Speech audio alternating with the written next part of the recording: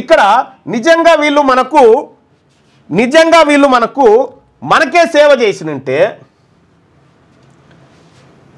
ఇగో వీళ్ళు 10 ఏళ్లలో మనకు సేవ చేస్తే మన ఆస్తులు పెరగాలి కదా, వీళ్ళ ఆస్తులు ఎట్లా పెరిగినాయి?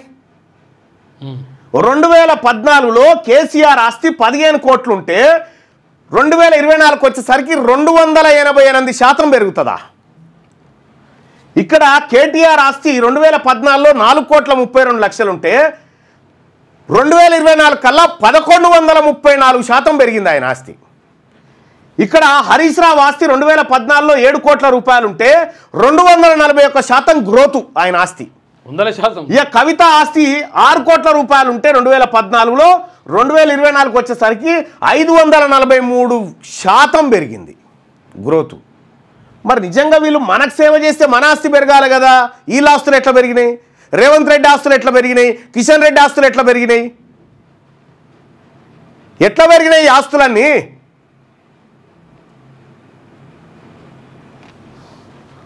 సొమ్ము మనది, సోకు వాళ్ళది, మీదికెళ్ళి మనన్నాడు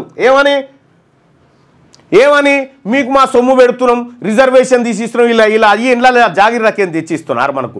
మన సొమ్ము వీళ్ళు తినుకుంటా మనకి ఈ లెక్కలు చెప్పలే ఇన్ని రోజులు.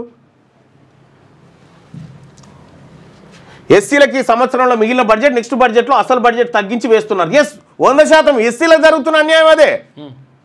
కానీ సప్లాన్ ఉండడం బట్టి ఆయనతో మాత్రం వస్తా ఉన్నాయి, లేకపోతే ఆయనతో కూడా లేవు. అది కూడా అడగటో లేకపోతుండే. టీఆర్పీ వచ్చిన కాడి నుంచి రెడ్డిలకు నిద్ర పట్టడం లేదంటే అది మీ కర్మ. దోపిడి వర్గాలకు సహజంగానే నిద్ర పట్టది.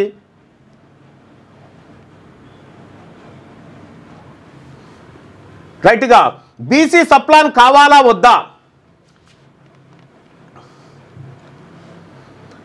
బీసీ సప్లాన్ కావాలి అని 88% మంది. ఇక ఈ 12% ఎవరైతే ఉన్నారో వీళ్ళు వాళ్ళన్నట్టు, అంటే ఇప్పుడు ఈ ఓటింగ్లో పాల్గొన్న వాళ్ళు. ఒక్క అవకాశం, ఇంకా మనకి ఇంకొక ఆప్షన్ కూడా లేదు. ఈ బతుకులు మారాలంటే, మన జీవితాల్లో మార్పు రావాలంటే ఒకే ఒక్కటి మన ముందున్నది, తెలంగాణ రాష్ట్రంలో బీసీలు అధికారంలోకి రావడమే.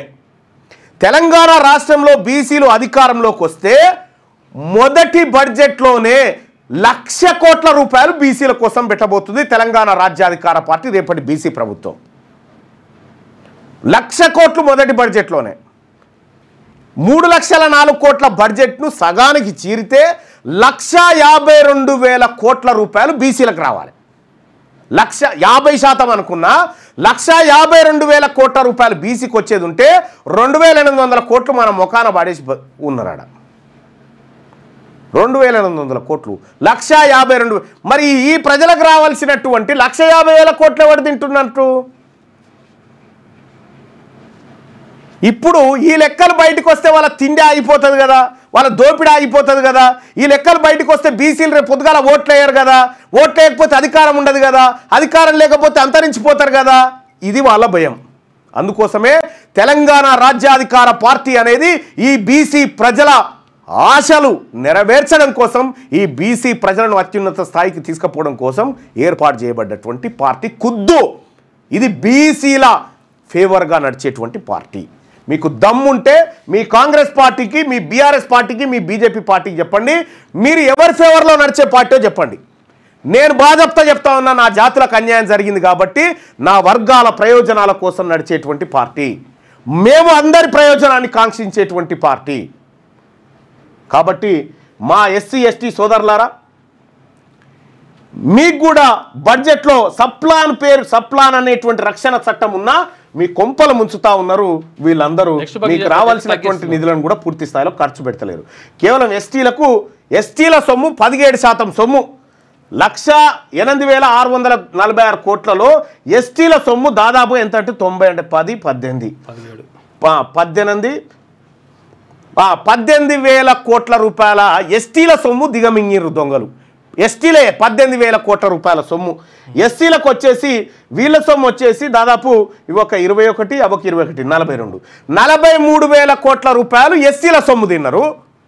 43,000 కోట్ల రూపాయలు ఎస్సీల సొమ్ము, 18,000 కోట్లు ఎస్టీల సొమ్ము, బీసీల సొమ్ము దాదాపు ఒక 25,000 కోట్ల రూపాయలు. కేటాయింపే లేదంటే ఖర్చు లేదా ఇంకా. 25,000 కోట్లు.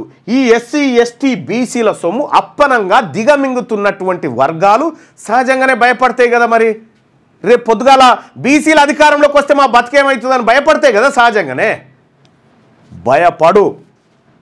దొంగలు మాత్రమే భయపడతారు, దోపిడీదారులు మాత్రమే భయపడతారు, ప్రజల్ని మోసం చేసిన వాళ్ళు మాత్రమే భయపడతారు. కాబట్టి బీసీ ప్రజలారా, మన ముందున్నది ఇగో ఈయన క్విట్ రిజర్వేషన్స్ అంటున్నాడు. రిజర్వేషన్లు ఏం అనుభవించలే తమ్మి బీసీలు. 76 సంవత్సరాలు దాటిపోయింది రిజర్వేషన్ సిస్టమ్ వచ్చి.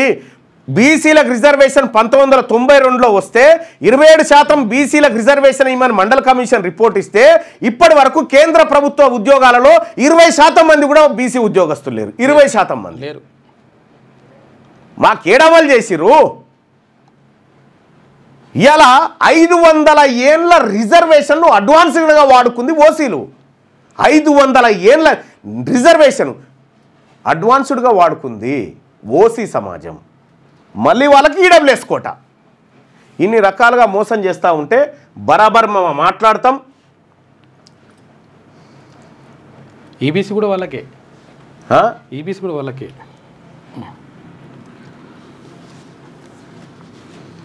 EBC economically backward classes certificate issued who are not from SC, ST or OBC candidates. అంటే వాళ్ళకు 8 lakhs లోపల తర్వాత ఇంత భూమి ఉండాలని రూల్ ఉన్నది. మళ్ళీ ఈబీసీ నిధులు కూడా అంటే బీసీలలో ఉన్న నిధులు కూడా ఓసీలకు పంచిరు అన్నట్టు. ఇప్పుడు అక్కడ ఏది ఫీజు రియంబర్స్మెంట్ కానీ లేకపోతే ఇవన్నీ ఉంటాయి కదా, బీసీలకు ఉన్న దాంట్లో నుంచి కూడా తీసి ఓసీలకు పంచిరు. స్కాలర్షిప్లు, ఫీజు రియంబర్స్మెంట్ ఇవన్నీ కూడా వస్తాయి ఈబీసీ సర్టిఫికేట్ కింద. ఇప్పుడు చూస్తా ఉన్నా నేను ఇక్కడ బీసీ నిధులు తీసి కూడా ఓసీ పోరగాళ్ళకి ఇచ్చి స్కాలర్షిప్లు కట్టిరు. సరే, మనము పేదోళ్లకు కావద్దని చెప్తలేం కానీ కాకపోతుందంటే జరుగుతుంది ఏందనేది జరుగుతుంది. ఇది మీ వ్యాపారం అభివృద్ధి కావాలని కోరుకుంటున్నారా?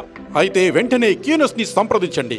Schools, colleges, banks, shops, office promotions, land promotions, political promotions, restaurant promotions, hospital promotions, పుట్టినరోజు వేడుకలు, శుభకార్యాలు, వ్యాపారాలు ఏవైనా, సందర్భం ఏదైనా ఇప్పుడే క్యూనస్ ద్వారా తెలియజేయండి. మీ వ్యాపారాన్ని అభివృద్ధి చేసుకోండి.